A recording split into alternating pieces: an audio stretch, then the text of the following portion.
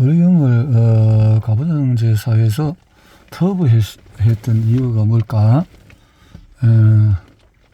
처음 인류의 역사가 시작되었을 때 남성은 조연에 머물 수밖에 없었다.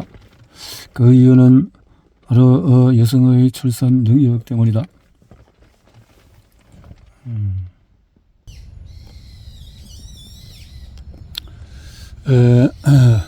원시인들이 보기에 새로운 생명을 탄생시키는 여성의 능력은 정말 경이로운 것이었다. 출산은 월경과 관련이 있으며 월경은 다리 차고 기우는 것과 관련이 있다고 생각했다. 즉 여성의 출산 능력은 달의 움직임이라는 초자연적인 현상과 닿아있는 경이로운 현상이라고 생각했다. 그래서 여성은 우주의 현상과 이따위 속에서 새로운 생명을 창조하는 능력을 가진 범접할 수 없는 존재였다. 남성들은 처음에는 여성의 이런 능력을 경외했지만 가부장제가 뿌리내리면서 이런 여성의 능력을 폄하하기 시작했다. 가부장제를 이해할 남성들이 여성에 대해서 싱그럽게 생각하거나 경계감을 갖거나 또는 여성을 동경하게 되면 가부장제는 흔들릴 것이라고 생각했기 때문이다. 그래서 남성들의 이탈을 방지하기 위해서 여성의 능력을 가소평가하기 시작했으며 이것은 모든 문화에 걸쳐서 나타나는 공통된 현상이었다. 우리나라에서도 신만이들이 산성을 시작할 때에 아내가 월경을 하면 부정이 튼다는 이유로 산에 올라가지 못했다. 모든 문화에서 공동적인 현상은 남성이 사냥이나 고기잡이를 할 때 아내가 월경을 하면 남편은 작업에서 제외되었다. 서양에서도 월경에 대한 금기는 매우 강했다. 아리스토텔레스는 월경하는 여성의 더러운 숨결은 음식을 오염시키던 것이었고 또 로마의 역사가 플리니우스는 월경하는 여성이 접근하면 농작물이 시들고 죽을 것이며 꿀벌은 그들의 벌집을 버릴 것이라고 썼다. 그렇게 여성의 월경에 대해서 평가하면서도 여성들이 여성의 월경의 흉내내는 의식이 있었다. 어느 부족에서는 할례의식의 피흘림을 통해 여성의 월경을 모방하기도 했다. 그런데 재미있는 소식은 아프리카 칼라하리 상하고 부족에서는 월경에 대한 금기가 없다는 것이다. 이유는 바로 이 부족에게는 남녀간의 지위가 거의 같기 때문이다. 이를 통해서 월경에 대한 금기가 심할수록 여성의 지위가 낮은 것을 반영하고 있음을 알 수 있다. 월경은 임신이 가능할 만큼 성숙한 여성의 자궁여변에게 임신 시 태관을 갖추기 위해 일종의 선지피 같은 조직을 이용해서 자궁내벽을 두껍게 만드는데 만약에 일정 기간 내에 수정이 성되지 않아서 임신하지 않는 경우에 항체의 호르몬 분비가 감소하기 때문에 자궁내막이 벗겨져서 혈액 분비물 등의 난조와 함께 자궁 밖으로 배출되는 생리현상이다. 피는 생명을 의미한다. 사냥을 했던 원시들은 동물들이 피를 흘리며 죽는 것을 보고 피에 생명이 존재한다고 생각했다. 피가 다 빠져버리면 죽기 때문이다. 그런데 그들의 여성들이 한 달에 한 번 피를 흘리고도 죽지 않고 아무렇지도 않게 생활한 것을 보고 놀라지 않을 수 없었다. 그래서 그들은 여성들에게 뭔가 특별한 능력이 있다고 여겼다. 그러나 남성들이 가부장제를 만들면서 여성들이 가진 특별하고 신비한 능력에 빠져들거나 여자를 숭배하는 것을 원치 않았던 것이다. 그래서 이렇게 많은 월경에 대한 비하가 평화가 퍼지게 된 것이다. 그래서 여성의 생리현상인 월경에 대한 폄하와 비하는 이제 사라져야 한다. 생리적인 문제를 이혼의 사상은 왜 존재할까? 현대교와 불교에서는 모든 존재는 삶을 무수히 반복한다고 말한다. 모든 존재는 탄생과 죽음의 선언에서 해방되지 않으면 끊임없이 삶을 되풀이할 수밖에 없다고 하는데 이것이 연애다. 연애는 산스크리트어로 삼사라고 하는데 삼사라는 방황이라는 뜻이다. 인간이 연애의 사지를 걷지 못하는 이유는 바로 자신의 카르마 업 때문이다. 이 카르마에서 벗어나서 대자유를 얻으려면 도덕, 헌신, 참다운 지식을 통해 집착하지 않는 마음에 이르러야 한다. 이 집착이 바로 연애의 원인이 되는 것이다. 이런 유래 사상은 동양뿐 아니라 서양에서도 존재했다. 그래서 신화를 보면은 점을 뜨는 물, 불, 흙, 공기와 네 원소를 결합해서 영혼을 만든다. 이때 영혼은 내 원수 중에서 가장 탁월한 요소인 불의 형태를 취해서 화염이 된다. 이 화염을 정조로 해서 여기에 흙을 여러 비율로 섞어서 인간을 만들었다. 근데 흙의 비율이 많을수록 그 개체는 선수성이 적어진다. 특히 나이가 든 사람일수록 육체와 영혼이 결합하고 있는 시간이 길어서 불순성은 영혼으로 옮겨간다. 따라서 이러한 불순성을 사후에 없애야 하는데 영혼이 바람을 쐬어서 깨끗하게 하거나 물속에 담그거나 불로 순성을 태워버려야 한다.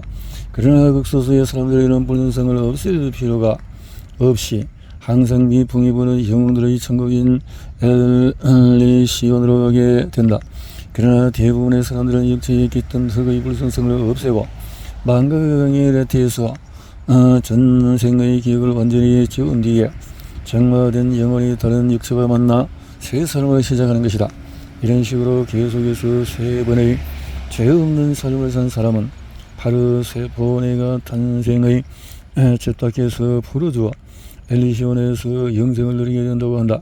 영혼이 높이에서 인간의 신체를 받을 수 없는 사람들은 사자, 범, 고양이, 개, 원숭이 등과 같은 짐승으로 환생한다.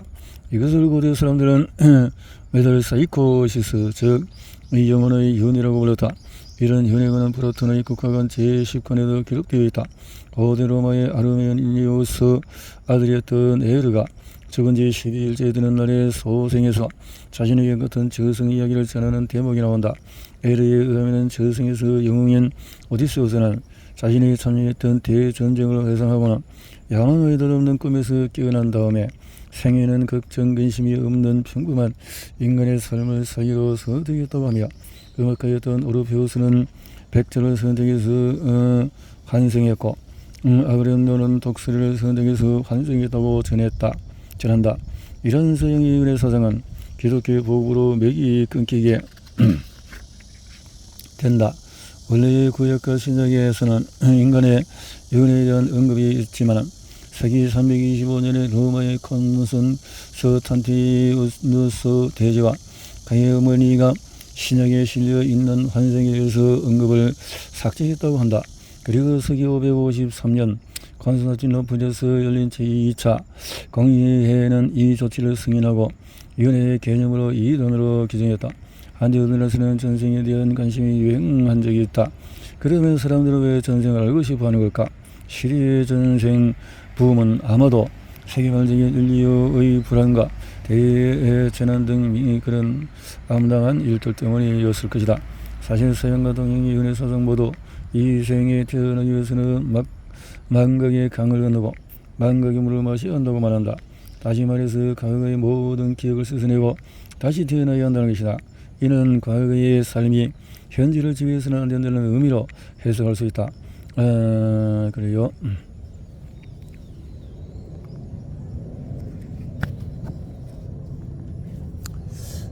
모기들이 설치네. 의무적인 자살은 집단의식의 강압적인 형벌이다. 힌두교의 신에 마하데바라는 신이 있다. 마하데바에게는 사티라는 아이가 있다. 사티의 아버지는 마하데바를 못마땅하게 생각해서 어느 날 모든 신들이 모인 장소에서 마하데바를 비난했다. 이때 사티는 나비의 명예를 지키기 위해서 아버지 앞에서 목숨을 끊었다. 그래서 사티는 원래 진정한 정실한 아니라는 뜻이다. 그러나 인도에서는 사티는 미망인이 된 여인이 나비의 화장의 불에 뛰어드는 모습을 끊는 관습으로 바뀌었다. 사티는 지원전 316년의 문헌에도 언급이 있으며 처음에는 왕족과 귀족 계층에 국한되었지만 점차 일반화되었다. 영국은 1829년에 인도에 이른 잔인한 관습을 금지했지만 일부 지방에서는 아직도 남아있다. 사티는 처음에는 아내가 자발적으로 남편을 따라서 죽는 행사였지만 점차 이것을 거부한 여인은 그 지역에서 추방되었다. 이처럼 어떤 사회에서는 특정한 상황에서 의무적으로 스스로 목숨을 끊어야 하는 경우도 있는데 이것을 의무적인 자살이라고 한다. 인도에서 한동안 성행했던 사티 관습도 그 대표적인 예이다. 모든 미망인이 남편을 따라서 죽고 싶지는 않겠지만 마치 의무처럼 이런 관습이 지켜졌다. 한 개인이 자신이 속한 사회에서 관습으로 정해놓은 것은 그것이 죽음이라 할지라도 거부하기 어렵다. 간섭을 거부하는 것은 그 사회의 일하나가 되는 것으로 결국 죽음보다도 못한 운명에 놓이기 때문이다. 이런 점에서 조선시대 여성이 외간 남자에게 정지를 이루면 자기를 한 것도 일종의 의무적인 자살이라고 할 수 있다. 정지를 이룬 여성이 완고한 유교적인 사회에서 낙인이 찍힌 채 살기는 어려웠을 것이며 이것은 조선의 여성들에게 강압적으로 쓰인 형벌과도 같은 것이었다. 세계적으로 가장 유명한 의무적인 자살은 일본의 할복 자살이다. 이 자살 의식은 처음에는 사무라이 등의 무사 등에서만 행해졌는데 다른 계층에까지 퍼져나갔다. 할복 자살은 국가의 죄를 지었거나 개인의 명예가 훼손되었을 때 시행이 되었다. 고대 일본 사회에서는 국가에 누를 끼치거나 명예가 훼손되는 것은 그 사회에서 버틸 수 없는 상황에 빠진 것이나 마찬가지였다. 그래서 결국 죽음의 해결책이 되므로 의무적인 자살에 속한다. 또한 국가에 누를 끼쳤다고 하더라도 자발적으로 할복 자살할 경우에 자살자의 재산은 모두 가족들이 가질 수 있는데 천황의 명령에 의한 자살은 재산의 반만을 지킬 수 있었다. 이런 점에서도 할복 자살은 강제성을 띄었다고도 할 수 있다. 의존증이 삶에 끼치는 부정적인 영향은 우리는 평생을 관계들 속에서 서로 얽혀서 산다. 그래서 어떤 사람들은 독립적인 서로로 존재하는 것에 대한 건강함과 편안함을 경험을 하지 못하는 경우가 있다. 어른이 되지 못하고 어린 상태로 결혼을 하고 부모가 되는 것이다. 그래서 혼자 모든 것을 처리하는 능력은 게을르지 않은 상태에서 아내, 남편 또는 부모의 역할을 하게 된다. 의존 상태에 놓이는 상황에서 어른의 역할을 한다는 것은 쉽지 않으며 많은 어려움이 따르게 된다. 부모는 아이가 안쓰럽다는 이유로 아이가 할 수 있는 일을 막 털어내는 경우가 많다. 또한 성격이 급한 부모는 아이가 스스로 하는 것을 기다리지 못하고 자신의 아이를 위해서 모든 것을 해버린다. 또 부모가 의존적일 경우에 아이를 의존 상태로 묶어두는 경우도 있다. 만약에 자식이 부모의 곁을 조금이라도 벗어나려 하면은 아이에게 그들은 위험이 닥친다고 위협하거나 야단을 줘서 항상 자신의 주변에 머물게 한다. 이는 실제로는 부모가 자식에게 의존하지만은 결과적으로는 자식이 부모에게 의존하는 상태로 나타나는 것이다. 이런 관계가 오래 지속되면은 아이는 혼자서 하는 행동은 항상 위험이 따른다고 생각하고 자신은 혼자서 어떤 일도 제대로 하지 못할 것이라는 위축감이 생기게 된다. 의존관계에 놓여있는 사람들은 자신의 무기력감을 채우기 위해 항상 행동을 찾게 되고 결국 다른 사람이 자신의 중심에 놓이게 된다. 의존적인 사람은 그러한 관계를 통해서 편안함과 안정감을 느낀다. 그러한 경험은 계속 반복되고 의존감은 더욱 증가한다. 시간이 흘러서 의존적인 관계에 있는 사람과 헤어지거나 관계가 멀어지게 되면 의존적인 사람은 불안, 두려움, 긴장감이 고조된다. 아이들은 자신이 가치 있는 사람이라는 생각을 하지 못하기 때문에 그런 공격을 다른 사람의 존재로 채우려 한다. 이러한 의존적인 관계는 사람과의 관계만 국한되는 것이 아니라 알코올, 일, 음식, 관력에 대한 집착으로 나타날 수 있다. 사람들에 대한 의존관계는 어떤 특정한 사람 한 명일 수도 있지만 계속 상대방을 바꾸며 의존적인 관계를 형성하기도 한다. 어떤 남성의 경우에 어릴 때에는 어머니, 결혼해서는 아내, 나중에는 자식에게 배경적인 의존을 보이는 사례도 있다. 서로 의존적인 관계에 있는 부부의 경우 서로 분리되어서 살지 못한다. 또한 동반 의존증은 서로의 독립을 방해하고 서로의 자유를 구속한다. 특히 동반의존적인 부부의 의존성이 얼마나 큰지 부부 관계가 깨어질 때 명확해진다. 이때 서로에 의해서 더해있던 열등감과 감춰진 불안, 혼자서는 아무것도 할 수 없다는 무기력감 등이 드러난다. 배우자들은 친구에게 병적인 의존성을 보이는 징후는 다음과 같다. 어떤 일을 할 때 항상 의존 상태에 있는 사람에게 전화를 건다. 대부분의 시간을 함께 보낸다. 우정이나 부부간의 사랑은 다른 사람과 비교해서 지나치게 요구한다. 다른 사람과 함께 있지 않을 때 자주 불안감을 느낀다. 다른 사람이 자신에게 원하고 요구하는 것이 자신이 상대방이 바라는 것보다도 중요하다. 의존하고 있는 사람이 떠나면 자신은 혼자서 아무것도 할 수 없을 것 같다는 생각을 한다. 의존하는 사람이 생각하고 느끼는 모든 것을 알고 싶어한다. 인생이란 혼자 가는 것이다 라는 말이 있다. 생로병사에서 벗어날 수 있는 인간은 아무도 없으며 사랑하는 사람도 자식도 언젠가는 모두 떠나가게 되고 본인도 결국 한 점의 죄로 변하게 된다. 그런데 사람들은 이러한 진리를 알면서도 항상 누군가 옆에 있어주기를 바라는 마음이 있다. 누군가 나를 도와주겠지, 내 일을 대신해줄 사람이 있겠지라고 생각한다. 하지만 개인이라는 점에서 보자면 궁극적으로 그런 사람은 존재하지 않는다. 친구도 가족도 끝까지 나를 책임져주지 못한다. 우리 삶은 관계의 연속이지만 궁극적으로는 혼자이기에 자신의 인생은 자신만이 책임질 수 있다. 그것이 인생이고 혼자 남겨졌을 때 헤쳐나갈 수 있는 마음가짐이기도 하다.